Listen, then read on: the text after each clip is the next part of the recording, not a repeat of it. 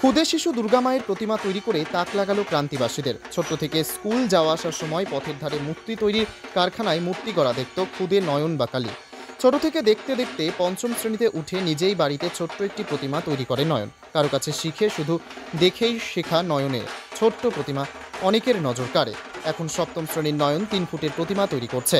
একই কাঠামোর মধ্যে রয়েছে দুর্গাসহ লক্ষ্মী, সরস্বতী, গণেশ, কার্তিক, অসুর সকলে। নিজের হাতে কাঠামো তৈরি করা থেকে শুরু করে মাটি লাগানো, রং করা, এমনকি শাড়ি পরানো থেকে শুরু করে সাজানো সবই এক হাতে তৈরি করা।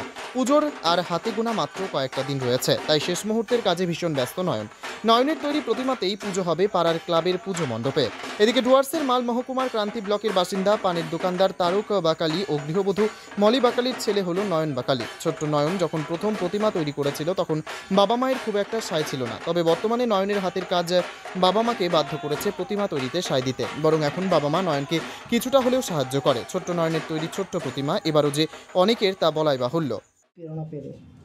আমি এই প্রেরণা পেয়েছি আমার মা বাবার থেকে। এবার আমি বানিয়েছি দুর্গা ঠাকুর। এর আগের বছর তাই বানিয়েছিলাম। এবারও যে এই দুর্গা ঠাকুর আইডিয়া আমার বাবা মা আমাকে দেয় যে এরকম এরকম করে বানাবি, এরকম করে বানাবি না, যে এই জায়গাটা এই হাতটা এইভাবে হবে, এই চোখটা এইভাবে একটু একটু মানে ক্রিপিং করতে লাগবে। এসবই আমার মা বাবার থেকে প্রেরণা পেয়েছি। কত বছর থেকে বানাচ্ছ? 3 বছর থেকে। 3 বছর থেকে বানাচ্ছ। এবার কত ফুটের ঠাকুর বানালে বা কি রয়েছে? সরি, এবার কত ফুটের ঠাকুর বানিয়েছে? হাইট আমার সমান। হ্যাঁ, কি রকম একই ফ্রেমে এত নিখুঁতভাবে বানানো কতটা আনন্দিত? বা কোনো কাঠামো কোনো কিছু ইউজ করা হয়েছে বা ডাইস ইউজ করা হয়েছে বা কোনো কিছু ইউজ করেছে কি? হ্যাঁ, অনেক কিছু। বাঁশ, যেমন রং, অন্যান্য অনেক ধরনের রং একসাথে মিলিয়ে এক এক ধরনের রং বানানো, এসব এভাবেই। এই যে একই ফ্রেমে বানানো আইডিয়া কী করে পেলে? একই ফ্রেমে বানানো আমি পেয়েছিলাম যে আমাদের এখানকার যে ক্লাবে দুর্গা ঠাকুর হয় ওইখানে একই হয় না, মানে আলাদা আলাদা হয়। এই যে যেমন সাবেকি স্টাইল যে দুর্গা ঠাকুর হয় না, ওটা একই ফ্রেমে অনেক ধরনের ঠাকুর একসাথে থাকে, এক চালা ঠাকুর যাকে বলা হয়, যেটা সাবেকি সেটাই এবার তুমি ফুটিয়ে তুলেছো। তুমি এই ঠাকুরের পুজো কি বাড়িতেই দাও নাকি? না, আমাদের প্লাসে এখানে বিবেকানন্দ স্পোর্টিং ক্লাব আছে, ওখানে আমার এই ঠাকুর দিয়ে পুজো হয়। এই ঠাকুর দিয়েই পুজো হবে ক্লাবে? প্রতি বছর কি ওখানেই পুজো হচ্ছে? হ্যাঁ, ওখানেই পুজো। কতটা খুশি? খুবই খুশি। এই প্রতিমা বানানো কতটা খরচা হলো? 2500 খরচা হয়েছে। আচ্ছা, বললাম যে এটা কি যে বানাচ্ছ, এটা তোমার কারো কাছে শিক্ষা বা কারো কাছে শিখছো, এরকম কি গুরু থাকে আছে না নিজের প্রচেষ্টা? এটা সব নিজের প্রচেষ্টা।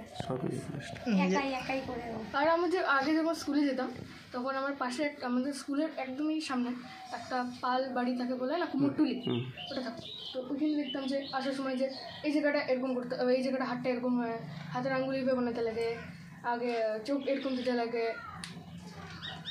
ঠিক আছে। কোন ক্লাসে পড়ো? ক্লাস 7। বয়স 13 বছর। 13 বছর।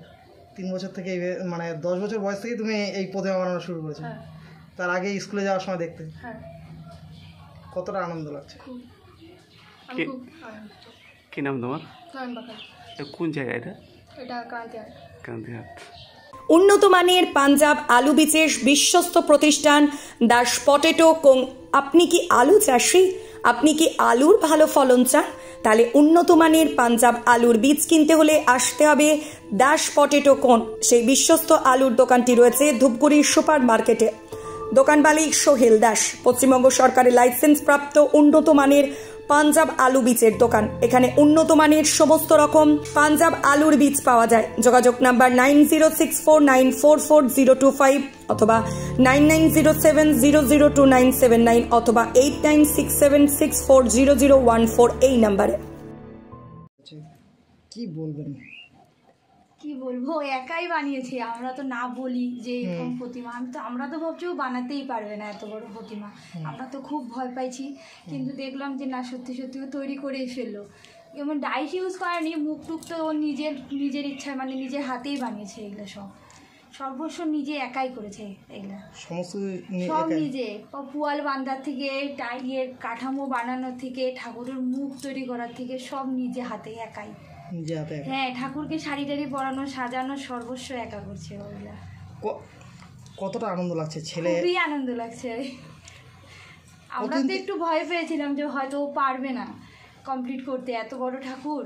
তো দেখলাম যে না, ও সাহস করে করতে পারছে এটা। সাহস করে করতে পারছে। হ্যাঁ। এই প্রতিমা কি বাড়িতে পুজো হচ্ছে না না মন্দিরে? না, আমাদের পাশে ক্লাব আছে, বিবেকানন্দ স্পোর্টিং ক্লাব, ওখানেই পূজা হয়। 3 বছর ধরে ওখানেই দেওয়া হচ্ছে। এই ঠাকুর হ্যাঁ, থাকবে সেখানে দেওয়া হচ্ছে? এই ক্লাবে ছেলেরাই আসবে, ওরাই নিয়ে যাবে। এই ঠাকুর বসানোর ওরা জাগাও করে, আবার ওরাও খুব উৎসাহ যে নয়ন ঠাকুর বানাবি না, সবাই জিজ্ঞেস করে। এবারও বানাচ্ছে, এটাও দেখে গেল ওরা জাগা বানাচ্ছে যে এটা বসানো হবে। বড় ঠাকুর আনে ওরা শোর জন্য, কিন্তু এই ঠাকুরটাই পূজা হয়। হ্যাঁ, এইটাই পূজা হয়, ওইটাও থাকে আর কি।